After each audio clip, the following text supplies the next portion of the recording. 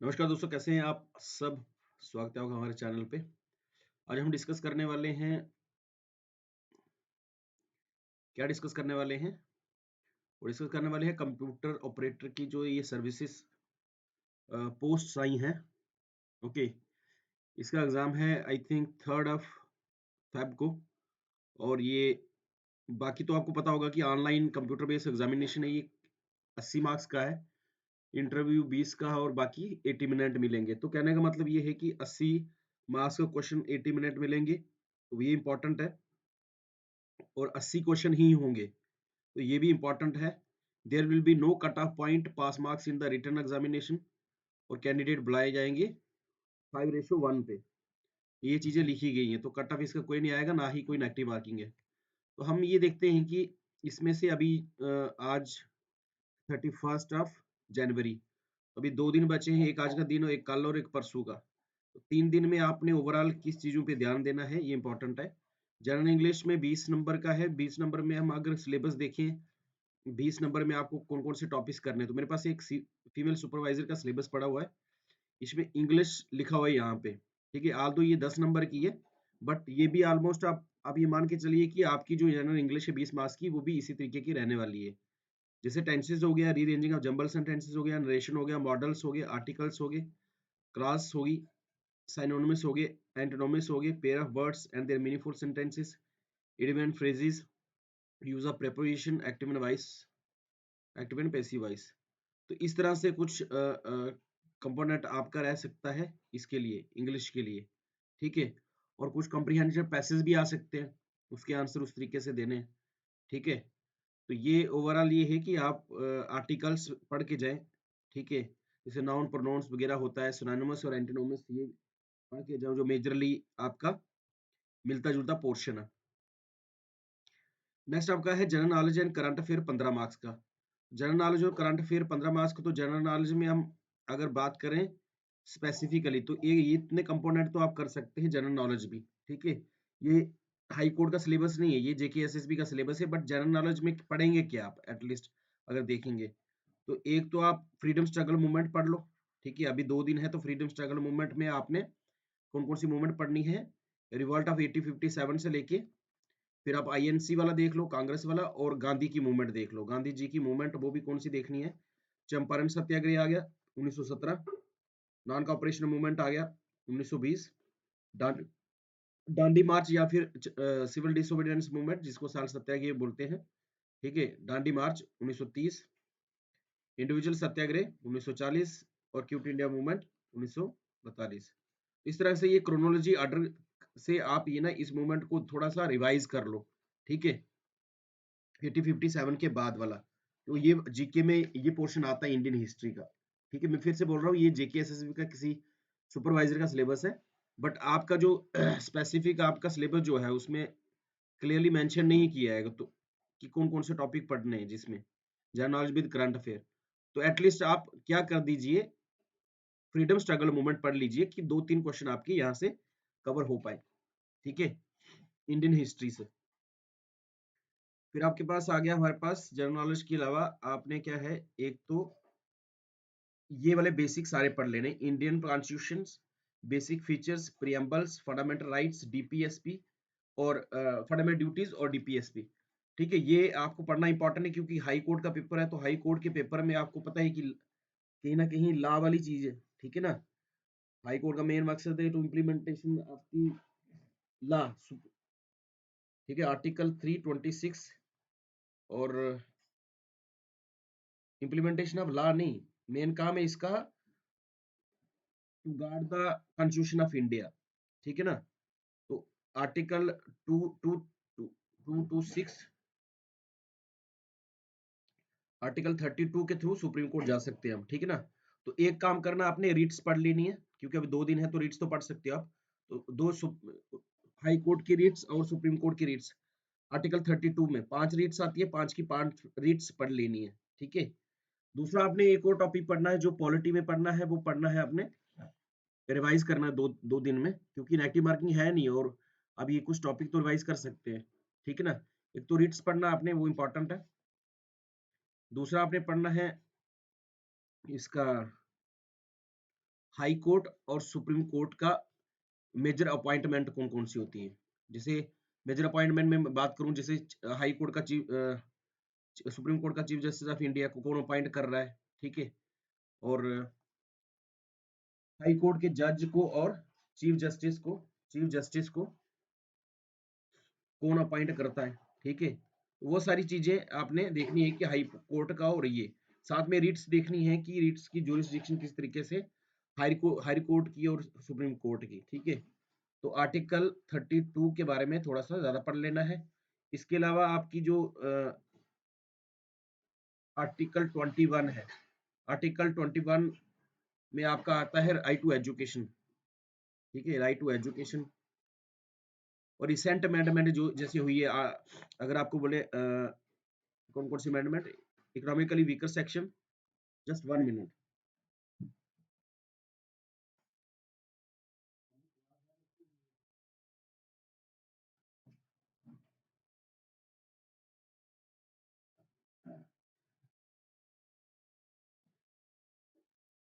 जैसे economically weaker section, तो कौन सी अमेंडमेंट हुई है, तो कुछ अमेंडमेंट है, 4 5 7, वो आपने देख लेनी है, ठीक है। मैं नाम लिख रहा हूँ, आपने सर्च करके देख लेना। एक ईडब्ल्यूएस है, एक जीएसटी है, ठीक है, और एक वो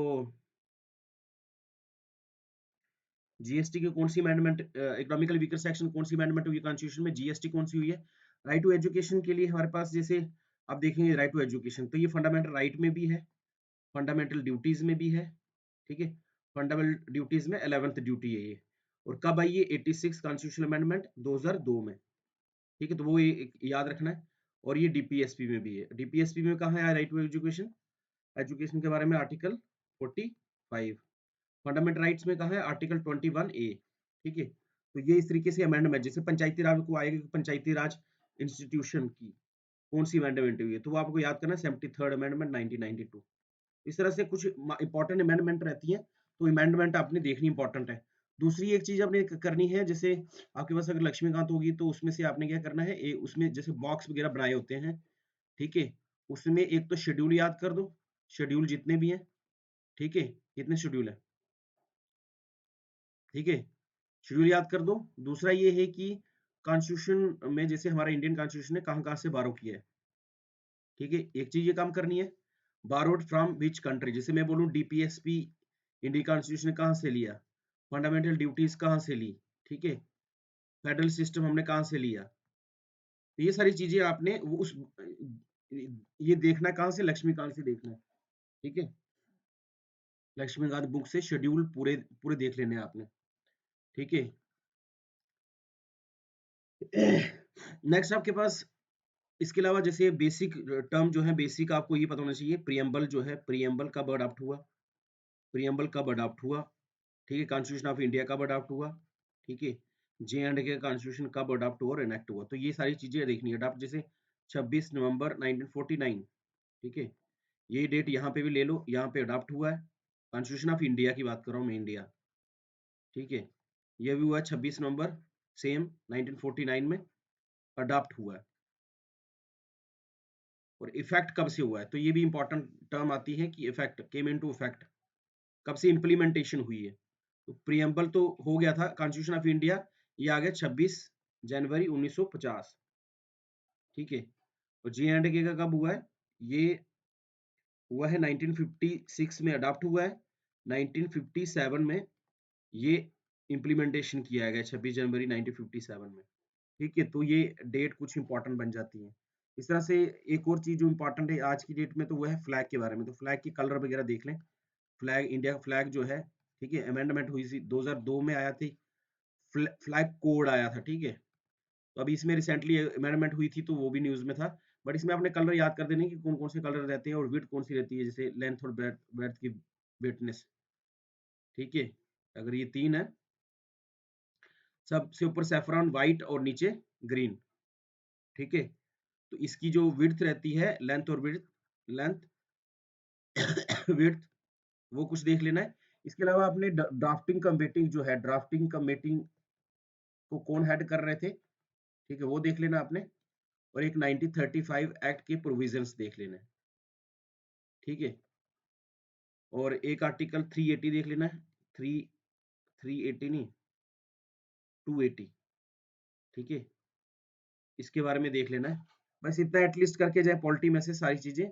अब बाकी सारी चीजें तो कवर कर नहीं सकते ना, जो इंपॉर्टेंट चीजें हैं वो आप इतना कर सकते हो आप, ठीक है। तो ये वाली सारी चीजें आपने क्या करनी है, खत्म करनी है, जो इतने टॉपिक लिखे हैं एटलीस्ट आप इसके लिए। ओके, नेक्स्ट आप क्या, political and physical division of India में से, तो आप political and physical division of India में से political and physical division of India, क्योंकि ये 15 नंबर है ना, कम से कम अगर आप, आपके दो क्वेश्चन अगर इधर से आ गए, दो आपके, दो तीन इधर से आ गए, ठीक है, तो एक दो क्वेश्चन इधर से भी आएगा ना, दो क्वेश्चन इधर से आएंगे, तो कम से कम 5 7 15 में से 5 7 नंबर तो आपको मिल जाएंगे ना। तो वो वाली स्ट्रेटेजी बता रहा हूँ कि कैसे लेने हैं। Political physical division of India में आपने एक तो रिवर्स, रिवर्स पे नजर लगा दो, लेक्स देख लो और पासिस देख लो, ठीक है। गूगल करना है rivers in India, lakes in India, passes in India, map देखना है, ठीक है। गूगल जैसे आप करेंगे, गूगल में एक आल करके आता है, एक आता है इमेजेस, ठीक है, एक आता है मैप, ठीक है। और ये इमेजेस निकालिए वहां से सीधा maps of India, Google Google पे मैप्स ऑफ इंडिया करके वेबसाइट है, वहां से आपने मैप मैप देखना है रिवर्स के, पूरा इंडिया का मैप, ठीक है। उसमें देखना है कि कौन कौन सी रिवर कहाँ कहाँ पे है, ठीक है। एक प्रैक्टिस वो करनी है, लेक्स देखनी है, इंपॉर्टेंट लेक्स, और पासिस देखने हैं कि इंडिया में कहाँ कहाँ से कौन कौन से पासिस है। और जे एंड के और लद्दाख का स्पेसिफिक देखना है आपने, क्योंकि जे एंड के लद्दाख स्पेसिफिक ये पासिस वगैरह पूछे जा सकते हैं। रिवर्स और लेक्स भी देखनी है, वो भी इंपॉर्टेंट है, ठीक है। तो वही एक चीजें होगी कि आपने किस तरीके से इस चीजों को देखना है, ठीक है, ताकि आपके ये 15 में से कुछ नंबर बने, ठीक है। बाकी इसके अलावा हमारे पास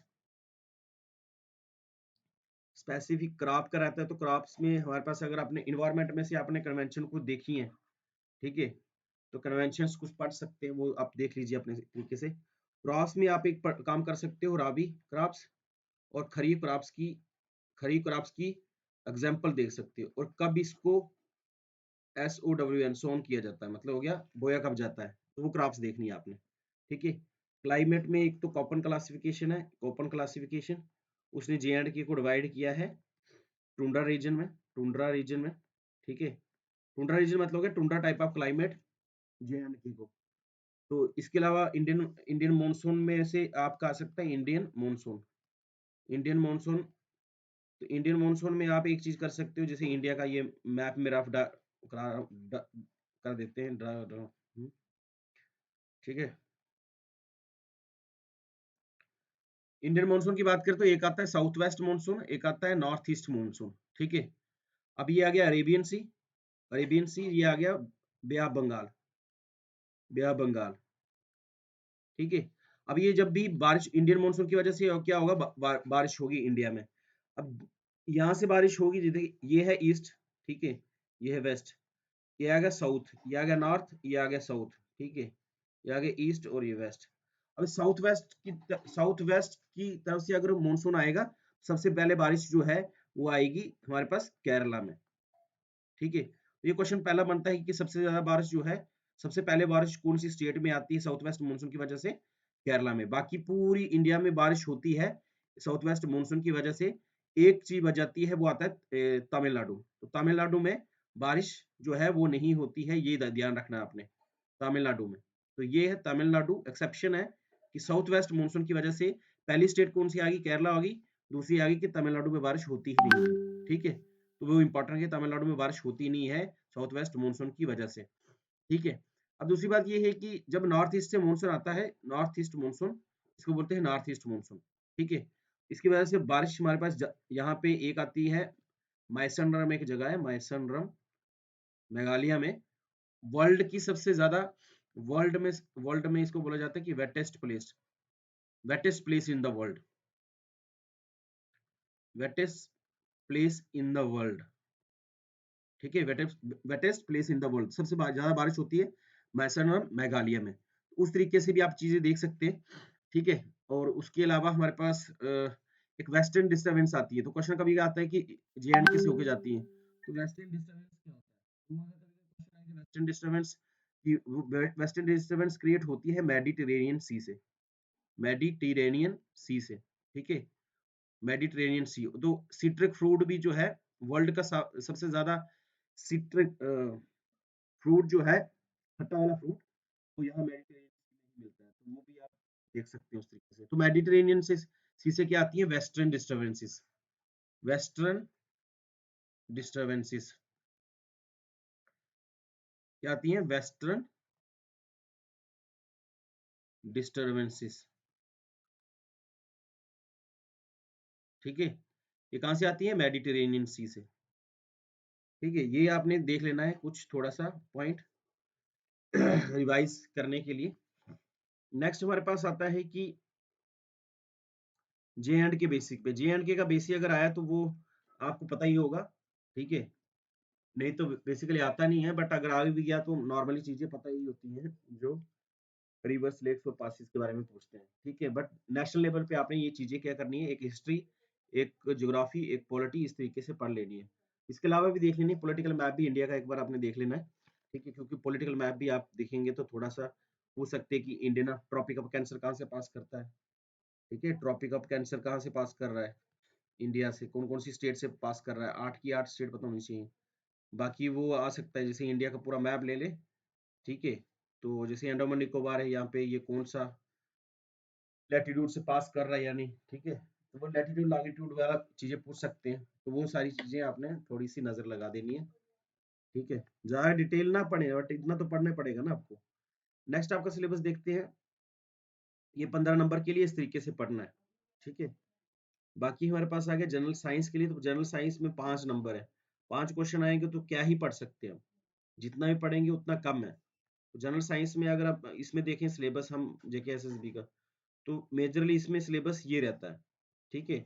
और एक और सिलेबस, एक दो चीजें और भी पढ़ी हैं, तो साइंस का सिलेबस ये जनरली ये रहता है। लेकिन आप एक काम कर लीजिएगा, ऐसा साइंस में से 2-3 टॉपिक हैं जो आप पढ़ सकते हैं। एक तो विटामिन पढ़ के जाइए, विटामिन पढ़ के जाइए। दूसरा हमारे पास क्वेश्चन होता है जैसे टोटल इंटरनल रिफ्लेक्शन, आपने 10th क्लास में पढ़ा होगा, एक वो टॉपिक पढ़िए। एक आई का टॉपिक होता है वेव्स का, ठीक है, light, light as a wave. तो लाइट एज ए वेव वाला टॉपिक पढ़िए, लाइट का चैप्टर जो होता है ना, जो 10th में पढ़ते थे हम, तो वो वाला लाइट वाला पढ़िए। उसमें से आई में क्या पढ़ना है, जैसे शॉर्ट साइटनेस होती है और लॉन्ग साइटनेस होती है, तो जो डिजीज होती है उसमें क्या है, कौन सा लेंस लगता है, ठीक है, कौन सा लेंस यूज होता है। शॉर्ट में होता है कनकेव लेंस, ठीक है। लॉन्ग में होता है कन्वेक्स लेंस, मैं तभी अभी बता रहा हूँ आपको। तो ये चीजें कुछ किन्हें पूछ सकते हैं, टोटल इंटरनल रिफ्लेक्शन की एप्लीकेशन भी पूछ सकते हैं। जैसे टोटल इंटरनल रिफ्लेक्शन की एप्लीकेशन हमारे पास डायमंड आ गया, स्पार्कलिंग ऑफ द डायमंड, ठीक है, MIRAGE, ठीक है, ये भी एक एग्जांपल है इसकी। तो विटामिन सब पढ़नी है, जैसे विटामिन में पढ़ना क्या है, विटामिन की डेफिशिएंसी से कौन सी डिजीज होती है, ठीक है, विटामिन एंड डेफिशिएंसीज। तो ये देख लेनी है आपने, क्योंकि ये फेवरेट टॉपिक रहता है, कहीं ना कहीं आती है।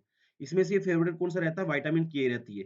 विटामिन के से होता है ब्लड क्लॉटिंग होती है, ठीक है, ब्लड क्लॉटिंग, ठीक है। बाकी वो डिजीज देख लेनी है आपने, बेरी किससे डिजीज होती है, स्कर्बी किससे होती है, ठीक है।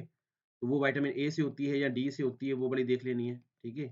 D, vitamin C. फिर एक चीज वो देख लेते हैं विटामिन में ना, एक आता है फैट सॉल्यूबल, फैट सॉल्यूबल, और एक आता है वाटर सॉल्यूबल, ठीक है, विटामिन। अब इसमें भी वाटर सॉल्यूबल, और इसमें हम एक चीज देख सकते हैं, अगर इसको हम कवर करें, तो विटामिन कौन कौन सी विटामिन है जो फैट सॉल्यूबल है और वाटर सॉल्यूबल है। तो वाटर सॉल्यूबल हमारे पास है ए, डी, ई, के। अडीक, अडीक करना, वेट करना किसी का। जो भी विटामिन जो ए से, विटामिन ए, विटामिन डी, ई, के, ये आती है फैट सॉल्यूबल है, ये फैट में डिजॉल्व होती है विटामिन, ठीक है। वाटर सॉल्यूबल जो विटामिन होती हैं वो होती है बी और सी, ठीक है। बीसी याद करना है, ठीक है। जैसे जम्मू में बीसी रोड है, ठीक है, तो याद करना बीसी, विटामिन बी और विटामिन सी, ये किसमें आती है, वाटर सॉल्यूबल विटामिन है, ठीक है। इसमें इतना टॉपिक पढ़ना है आपने साइंस में। उसके अलावा आप क्या टॉपिक देख रिवाइज कर सकते हैं, एक मैंने पहले क्या बोला, लाइट चैप्टर पढ़ना है, ठीक है। और मैंने बोला विटामिन, और स्पेसिफिक 5 ही नंबर है ना इसके, अब कितनी चीजें पढ़ सकते हैं आप।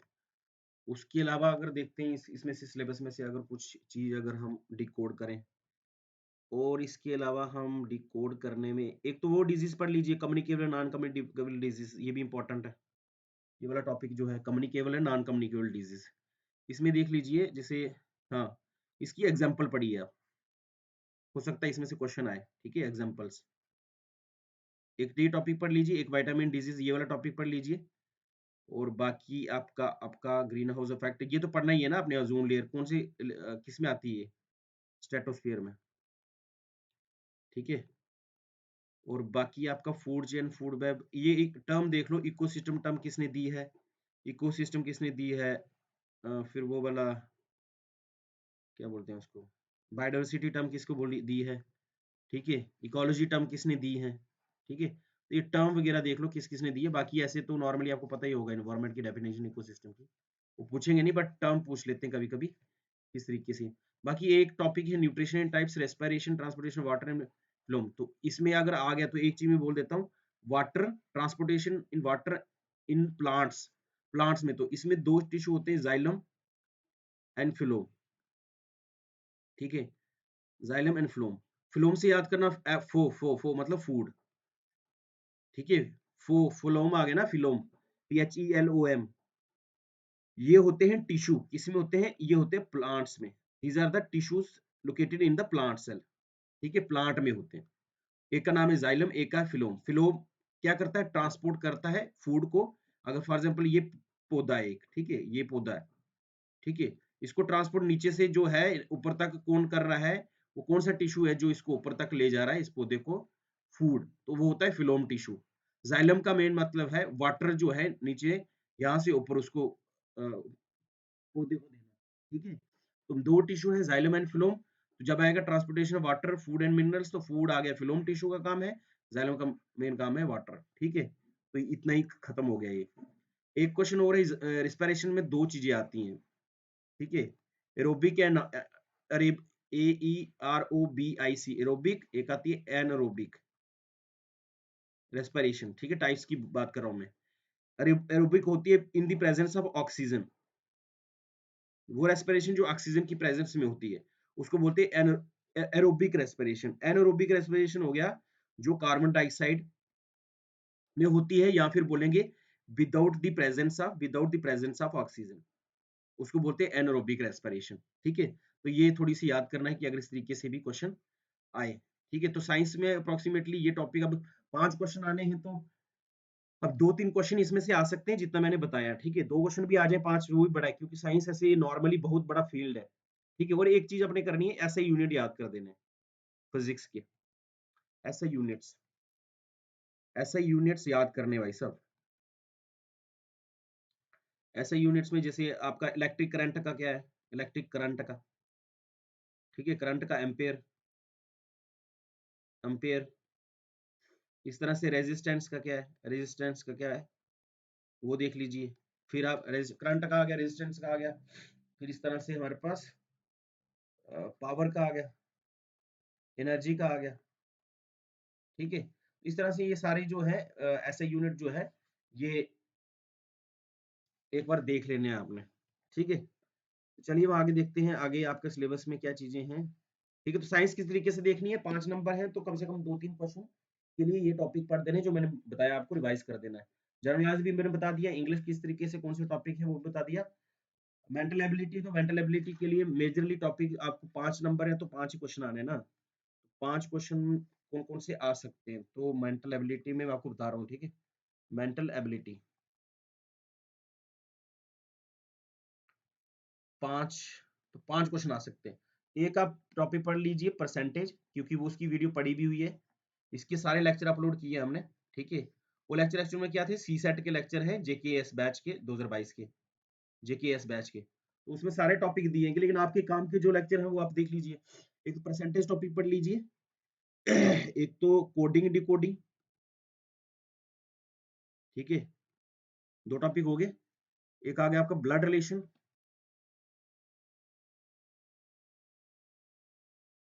ब्लड रिलेशन, ठीक है। फोर्थ आ गया डायरेक्शन सेंस,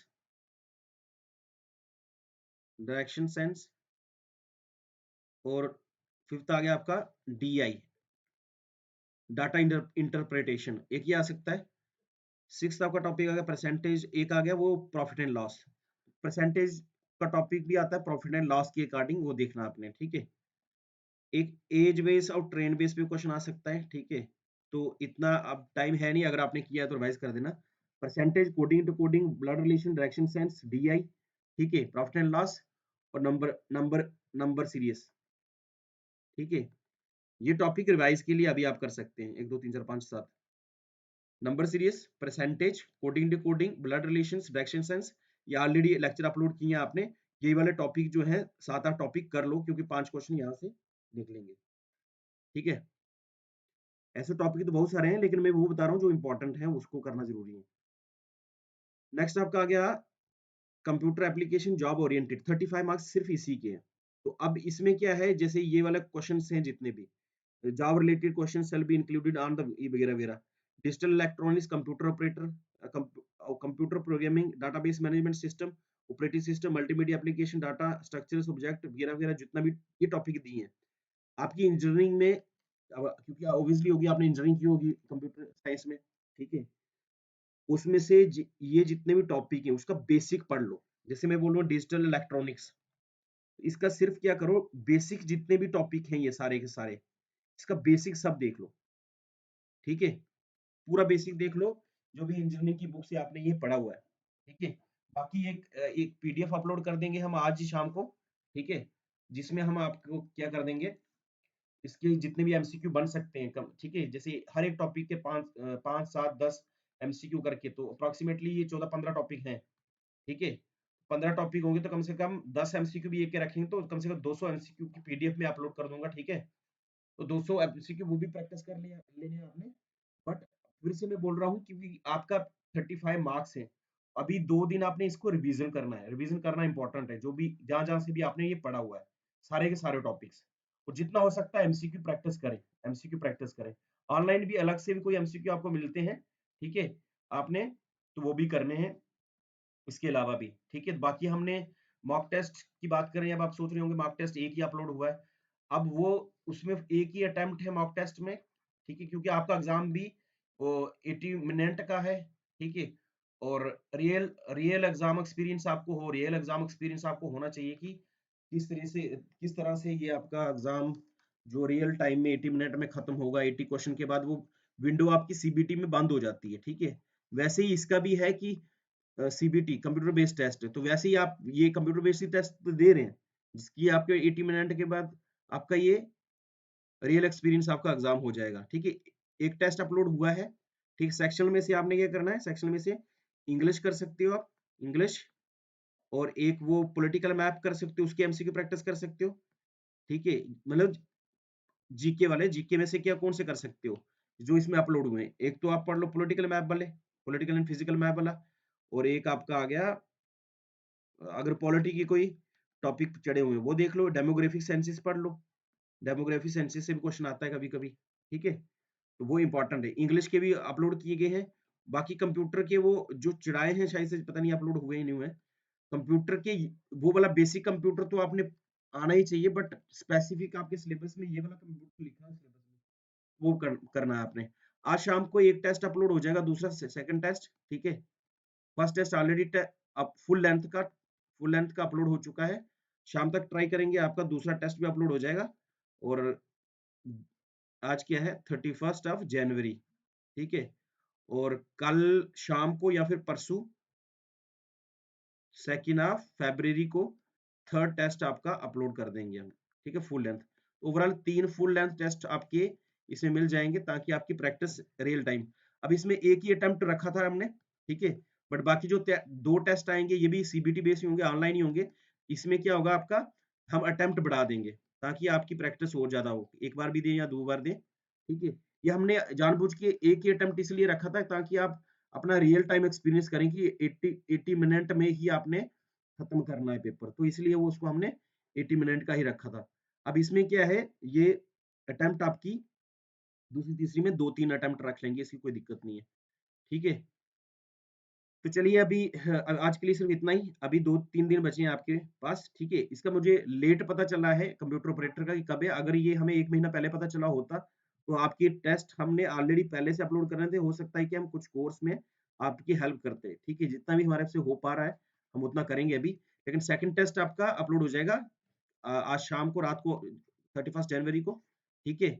और दूसरा आपका आ जाएगा एक साथ में पीडीएफ, आपको कंप्यूटर की आपकी वो पीडीएफ अपलोड कर देंगे हम, जिसमें आपके 150 के आसपास एमसीक्यू अलग से रहेंगे। कौन से सिलेबस की? जो आपके सिलेबस अलग से दिया है, ये वाला सिलेबस, ये वाला सिलेबस जो दिया हुआ है।